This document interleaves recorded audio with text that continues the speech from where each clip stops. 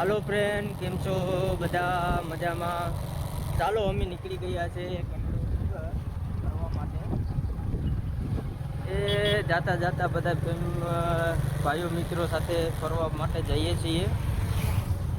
મિત્રો, તમારે આ ચેનલને બહુ મજા આવે ત્યારે તમે આને લાઈક, શેર, સબસ્ક્રાઈબર જરૂર કરજો. જો આ અમારું જંગલ, લાઈક અમારી ગાડી લઈને અમે નીકળી ગયા છે. હેલિકોપ્ટર લઈને નીકળ્યા છે અમે ભાઈ મિત્રો. અમારું લાટાપાટા લાટાપાટા લાટાપાટા લાટાપાટા એમ કરીને અમારું જો ગાડી નીકળી છે. જો અમારું હેલિકોપ્ટર જો આ જો આ અમારી બાજુમાં, ગામની બાજુમાં ક્લબ મહિન્દ્રા છે. બહુ સરસ મજાની જગ્યા છે. અને મિત્રો પણ અમારે એક અમે જે મિત્રો બધા છે સર્કલમાં, અમે પણ એક હોટલમાં કામ કરીએ છીએ, એશિયાટિક લાયન લોજ. આ બધા એના મિત્રો છે, અમારી પાછળ પણ આવે છે.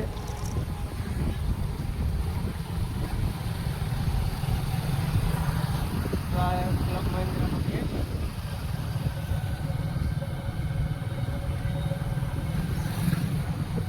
મિત્રો, like and share and follow જરૂર કરજો, સબસ્ક્રાઈબર જરૂર કરજો અમારા બ્લોગમાં. અમને બહુ જ મજા આવશે. અમારા સાથે તમે બધા જોડાઈ ગયેલા રહેજો. અમે તમને ઘણા બધા વિડીયો પણ બનાવીને આપશું, ગીરના, જંગલના. બેટી બાપુ કાંઈ કહેવો કે?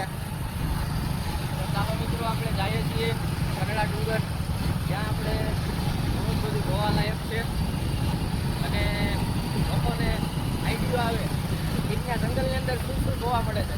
આ બધી વસ્તુ આપણે બધાને, આપણે તો ખબર છે, પણ બીજા બધા લોકોને પણ આપણે શેર કરવા માંગીએ છીએ. એના માટે આપણે જઈએ છીએ. ફેમસ ફળ જો કેસર કેરી એ અમારા જંગલની અંદર જ મળે છે. અમારા જંગલની અંદર ઘણા બધા વનસ્પતિ એવી છે ખાવા પીવાની, જે ફ્રૂટ છે, આપણે જે બિલ્લી કહીએ છે, શિવજીને ચડાવીએ છીએ, એ પણ અહીંયા જ જોવા મળે છે. અમારો જંગલનો રાજા સિંહ અને ફળની રાણી કેસર કેરી એ અમારા ગીરની જંગલની અંદર જ જોવા મળે છે. તમે લોકો જરૂર વિઝિટ કરજો આ વિડીયોને માધ્યમથી. તમને અહીંયા ઘણું બધું નેચર જગ્યા એવી છે ને, બહુ જોવા મળે. એકવાર તમે જરૂરથી વિઝિટ કરજો. અમારા જંગલમાં તમને ઘણી બધી નેચર, એમાં વરસાદની સિઝન હોય ત્યારે તો અમને એક કુદરતી અનુભવ, એટલે બહુ કુદરતી અનુભવ મળે અહીંયા કહેવામાં આવે છે. એ ઘણા બધા માલધારીઓ લોકો પણ જો આ નેસડાની અંદર રહે છે. જો કેવું છે, જંગલની અંદર જ છે. જો હાલો ગાઈઝ, હવે આપણે બાલસર ગામ કરીને છે ત્યાં આપણે આવી ગયા છે. આ બાલસર ગામ છે. આ અમારા હરિપુર ગામથી થોડુંક 5 કિલોમીટર દૂરની અંદર જુનાગઢ હાઈવે આવે છે. અહીંયાથી આપણે સાસણ રસ્તે પણ જવાય છે, સિંહ સદન કરીને કહેવાય છે, જે સફારી મળે છે ત્યાં. તમે એશિયાટિક લાયન લોજમાં આવો ત્યારે પણ તમારે પહેલાં સફારી બુક કરાવવી પડે, પછી જ તમે આવો. અમારા દેવળિયા પાર્ક જવા માટેનું ગેટ.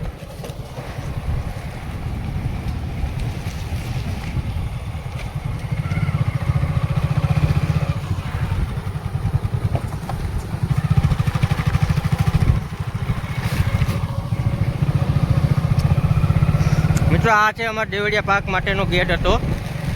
હવે અહીંથી એવો કુદરતી નજારો તમને જોવા મળશે, બહુ સરસ મજા. અહીં ઘણા બધા ફાર્મ હાઉસ પણ આવેલા છે. અહીંયા પણ તમે રોકાઈ શકો.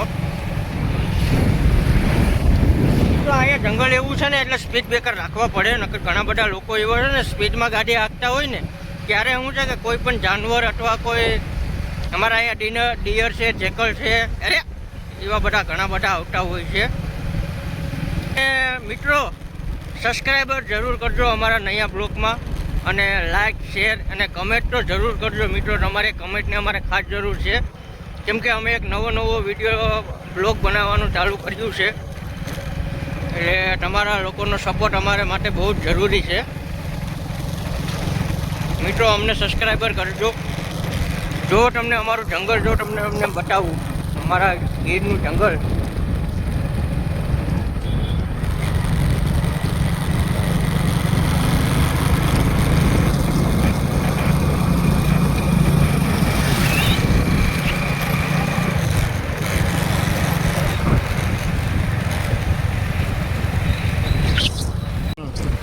હેલો ફ્રેન્ડ્સ, કેમ છો? કલે જાઓ બધા. જો આ છે દેવળિયા પાર્ક.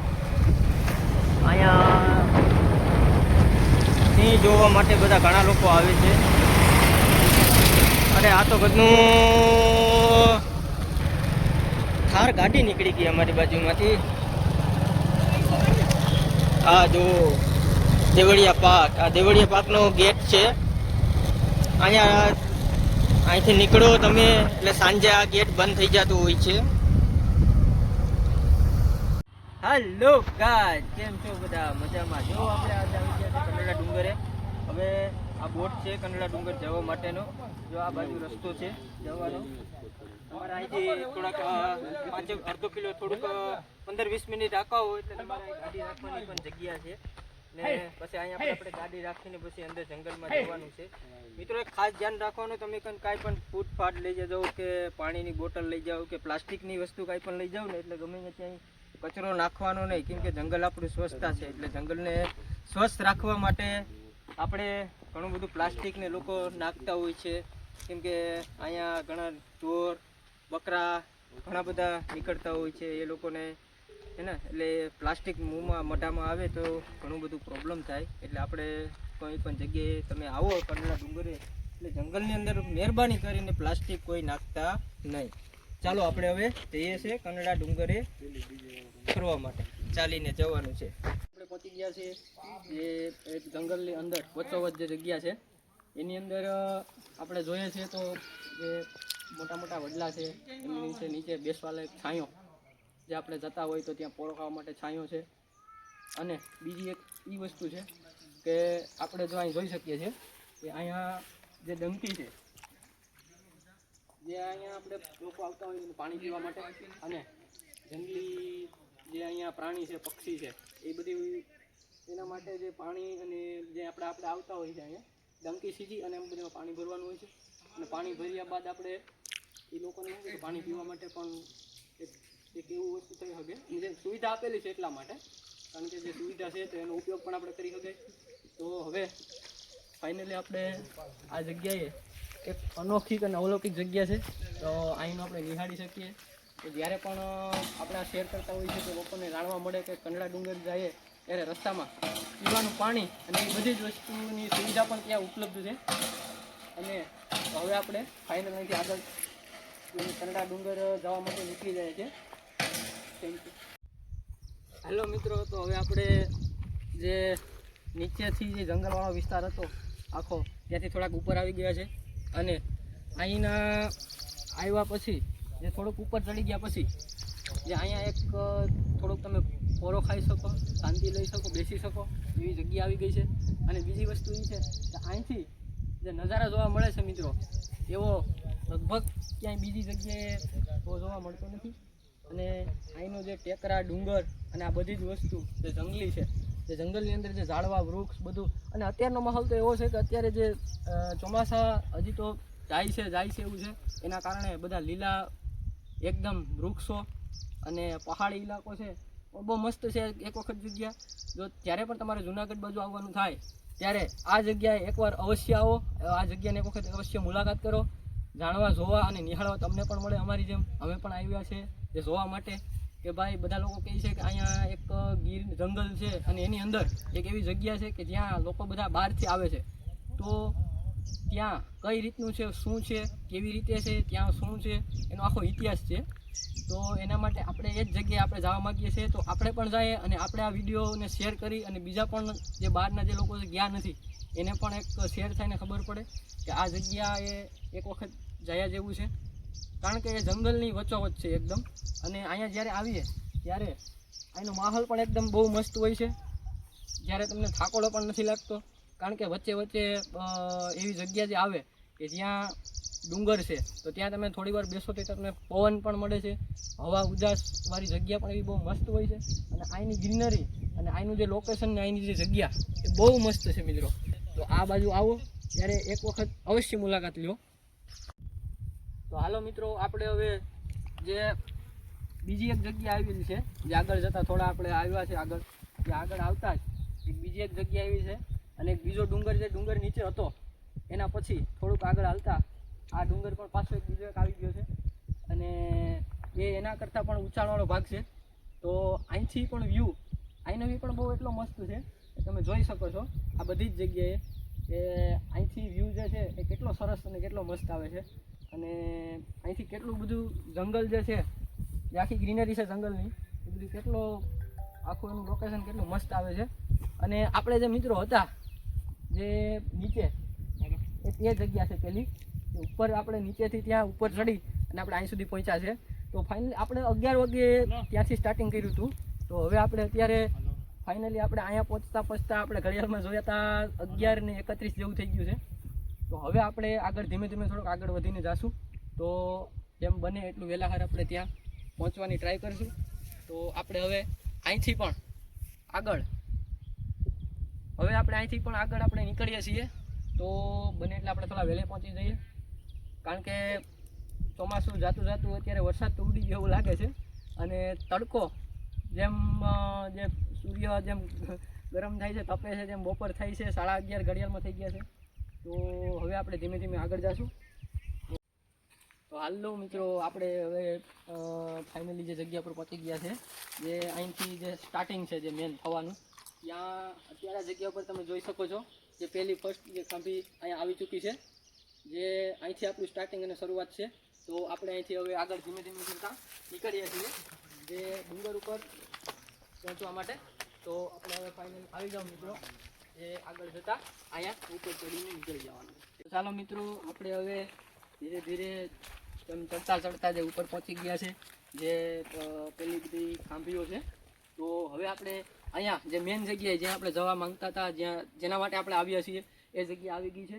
અહીંયા મિત્રો આવ્યા પછી પણ એવું બધું લાગે છે કે અહીંયા તો બહુ એવી મસ્ત જગ્યા છે કે જ્યાં અહીંની ગ્રીનરી અને બધું વૃક્ષ, ઝાડવા અને જે અમુક જે પશુ પક્ષીઓના જે અવાજ આવે છે એ પણ બહુ મસ્ત છે.